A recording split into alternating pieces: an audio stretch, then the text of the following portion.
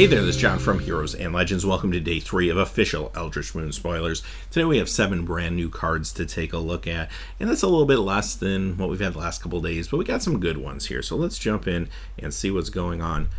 First, we're going to start things off, however, with some cards we saw yesterday. Yesterday, they spoiled the 5 intro deck rares. We talked about them at great length yesterday, so I'm not going to talk about them today. If you'd like to hear my thoughts, check out yesterday's video. However, today we did get to see their Eldritch Moon counterparts. So quickly, I just wanted to show those to you. We have Sanctifier of Souls, Niblis of Frost, Graft Mob, Assembled Alphas, and finally, Ulvenwald Observer. Alright, let's get on to the new stuff. We're going to start off with Tree of Perdition. 1 black, 3 generic. It's a plant, 0/13, defender. Tap to exchange target opponent's life total with Tree of Perdition's toughness. And this is a mythic rare. So this is a play off of Tree of Redemption from Innistrad. That was a green tree that you could switch your life total with its toughness, which I believe was 13 as well. And now, this time around, you can do it to your opponent, which opens up a whole new world of different possibilities. There's already people really trying to brew around this and wrap their mind around this card, coming up with ideas like you take this and behind the scenes and assault formation, get your opponent down to 1, or the obvious one, of course, you just play this with Triskaidekaphobia, right? Now this is a card that's going to bring out the brewer in a lot of people. Let's look at it realistically though, and I will say I don't really see it getting there in standard. If for no other reason, Wizards really doesn't want like 2 card combos flourishing in standard. So I don't think you're going to see a Triskaidekaphobia Tree of Perdition deck. I don't think they're going to give you the tools to make that work. You would need some pretty strong control to set that up and defend yourself in the meantime. And black-blue control decks in the past might have been able to pull something like that off. I don't think you're going to see that in contemporary Magic. We never know though, right? We haven't seen most of this set yet, so who knows? Maybe there are pieces there. I just really don't see that happening. Where this card is really going to shine is Commander.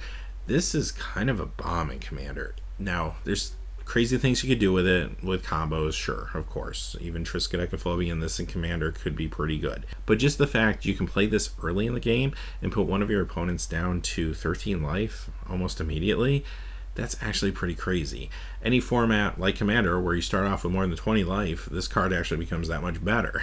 Now, because of that, I almost feel like there's a good chance that this ends up on the Commander ban list, just because it can take such a huge chunk of somebody's life total so quickly and easily. It's very, very strong. But in the meantime, this is going to be a fantastic Commander card, and players are going to find some creative things to do with this. Let's talk about limited real quick too with this card. Obviously, if I were to draft this in Triskaidekaphobia, I'm probably going to try to go for it. You might get there sometimes. But aside from that, still a really good blocker. I mean, maybe you put it down early, get your opponent down to 13 from 20, and hey, 7 damage isn't bad either. So it's really not a bad limited card. It's not going to always fit into your build and what you're trying to do, but it'll be fine for you. Alright, our next card comes to us from a German language spoiler. It's Haunted Dead. 1 black, 3 generic. It's a zombie, and when Haunted Dead enters the battlefield, put a 1/1 white spirit creature token with flying into the battlefield. You can pay 1 in black, discard 2 cards, return Haunted Dead from your graveyard to the battlefield tapped, and it's a 2/2. This is a very good limited card. You get 3/3 power and toughness on the board for 4, which is very standard for 4, but you also get a tablet of evasion out of it, so that's a nice little bonus. And the fact that once this ends up in the graveyard, it's also a discard outlet, which is going to really help you if you're playing some madness in black, maybe black-red. It can do a little more work for you there. Bringing it back also gives you more value as well. Now, having said that, where does this kind of fit? Like I said, great limited card. However, I know players are already looking at this, thinking about Dredge. Where can this fit into already existing, maybe modern Dredge decks, something like that? Definitely is what Dredge wants to do. It's a discard outlet when it's in the graveyard. It gives you value and some creatures with evasion to attack with. Who knows? It might find a home there. Next we have another German language spoiler. It's Ingenious Scav. 1 blue, 2 generic. It's a zombie horror with prowess. You can pay a blue to give it +1/-1 till end of turn, and it's a 2/3. So this reminds me a lot of Water Courser. And these type of cards have been actually very powerful and limited in the past. Water Courser was just a beast to play with in Magic Origins if you got a chance to play with it there. And on top of it, this is also a zombie. And if you remember playing with Water Courser, if you could enchant it or put some equipment on it, it became very, very good. Same thing here. If you can make this bigger, it's fantastic. But what's really nice about this is it has the prowess, so it can kind of sort of get there a little bit on its own as well. This could really be a good beater. So this is really meant to fit into maybe a black-blue zombie theme in limited, or it could also fit into, I think, the Is It theme, which seems to be all about tempo and economic spells.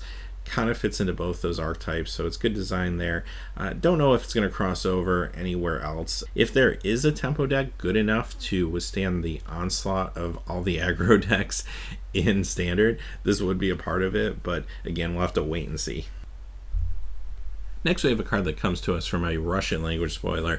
This, loosely translated, is Stitcher's Graft. Costs 1. It's equipment. Equipped creature gets +3/+3. When equipped creature attacks, it doesn't untap during its controller's next untap step. When Stitcher's Graft becomes unattached from a creature, sacrifice it. Costs 2 to equip. Well, first off, let me say this. If this were to be printed for standard today with no other changes, just this card, it already has a home, I think, in some of the white decks. This is going to work extremely well with Vigilance cards, obviously. Vigilance will take away that drawback, and this is incredibly cheap. Costs 1 to cast, 2 to equip, and if you're playing with Always Watching and all your creatures have Vigilance, this becomes very, very good. Even throwing it on another just Vigilance creature is very, very good. This will see standard play today, and I think it will see standard play when the new set comes out as well. It's strong enough to possibly see some play in modern, just because it's so economical, it's so cheap. As far as limited goes, I think it's still good there. If you have any Vigilance creatures to target this with, it's amazing in limited. If you don't have a Vigilance creature, okay, it's not as good, but it might be good enough to put on a creature with evasion. You might still get through with a lot of damage with this thing, so it's still pretty good there too. Just the cheap casting cost and the cheap equipment cost really puts this over the top. Next, we have Curious Homunculus, which transforms into Voracious Reader, and this costs a blue and 1. It's a Homunculus, 1/1. You can tap it to add colorless mana to your mana pool. Spend this mana only to cast an instant or sorcery spell. At the beginning of your upkeep, if there are 3 or more instant and or sorcery cards in your graveyard, transform. Transforms into a 3/4 Eldrazi Homunculus with prowess. Instant and sorcery spells you cast cost 1 less to cast. This is a very interesting card to me. First off, I love the art. That's amazing. I love the fact that we're seeing Eldrazi Homunculus. That's crazy. But as far as where you're going to play this card, first off, it might not be always great for you in limited, because you really do want to be playing with a fair amount of instants and sorceries for this to be good.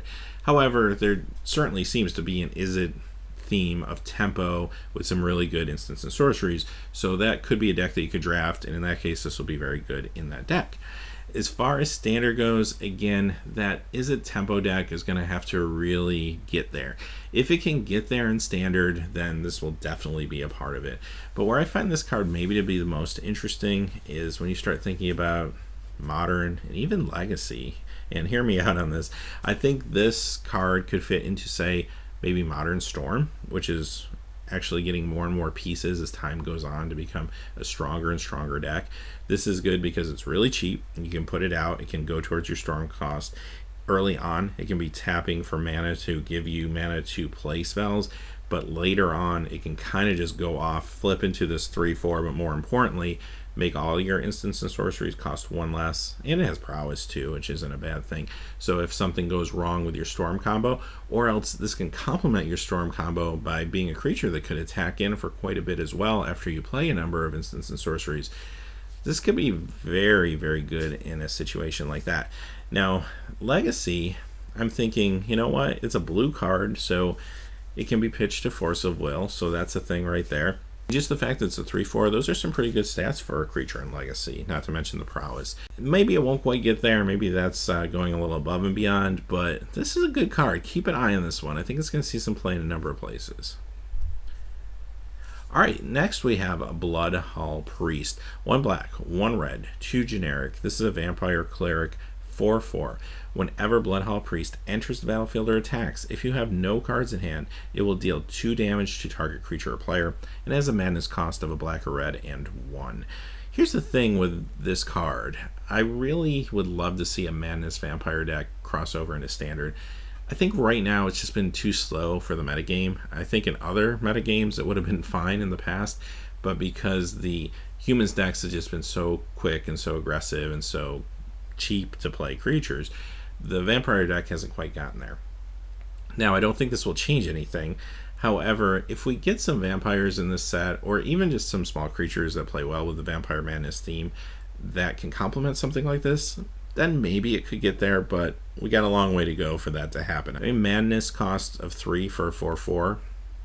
It's pretty good. It's good enough to get there in Standard. It just needs a deck to be in.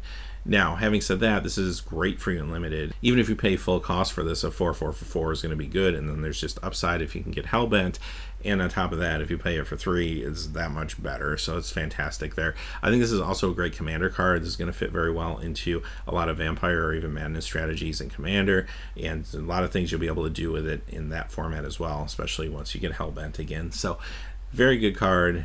I know it will find homes. I just don't know at this point if it'll be Standard. And our last card of the day is Gisa and Geralf, a black, a blue, 2 generic, legendary creature, human wizard, 4/4. And when this enters the battlefield, put the top 4 cards of your library into your graveyard. During each of your turns, you may cast a zombie creature card from your graveyard. Now, a few things about this card. First off, this is a mythic. I want to point that out. And again, you have a 4/4 for 4, so just basic power level. It's pretty economical. Now, if I pick this up in Limited, I will say that this could be very, very good for you. Not only is it a good beater on its own, but also if I have some zombie targets with it, it's fantastic. It's going to really make zombies very hard to deal with for my opponent. And if I have enough of them, it'll just become overwhelming. Looking at Standard, we don't really know right now what the zombie deck's going to look like, and if it's going to be strong enough to be able to hang with humans and some of the really strong decks in the meta right now. I hope so. We still haven't seen a lot of the pieces. We have some good zombies already from Shadows over Innistrad, and there are a few there that I really thought would make it into the meta that haven't quite had their opportunity yet. So I'm hoping we're going to see cards in Eldritch Moon that are going to help propel some of the Shadows of Innistrad zombies into a Tier 1 deck.